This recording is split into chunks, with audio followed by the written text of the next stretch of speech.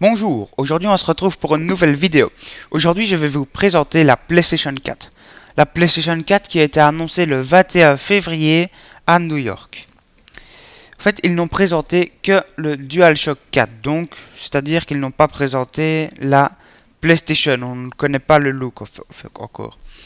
Ce qu'il y a de nouveau sur ce nouveau DualShock 4, donc cette télécommande, c'est qu'il n'y a plus de bouton Start ou bouton Select, qui est remplacé par pavé tactile comme on peut voir au dos de la PS Vita. Il y a aussi un bouton Share, donc c'est pour partager ses scores ou ses parties que l'on fera directement depuis sa PlayStation en fait. Ça permet de gagner du temps, de ne pas devoir faire une photo avec son GSM pour bien prouver qu'on a fait ce score là. Donc voilà ce que je peux vous dire sur le DualShock 4. Maintenant le processeur. Cette PlayStation 4 devient vraiment comme un ordinateur, avec un processeur x86 soit de 64 bits.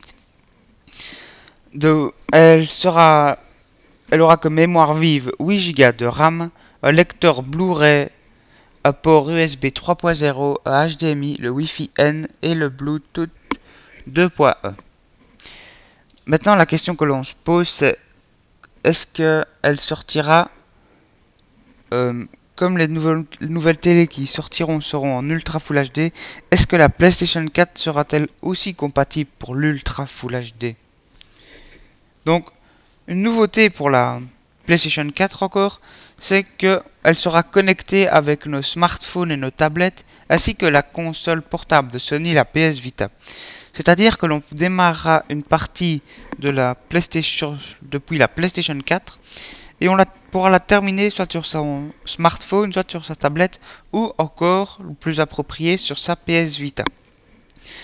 Ce qui est quand même la ressemblance avec la Wii U, mais qui est différent, qui se différencie quand même, parce que la Wii U, on ne peut pas sortir de chez soi, sinon ça ne fonctionne plus.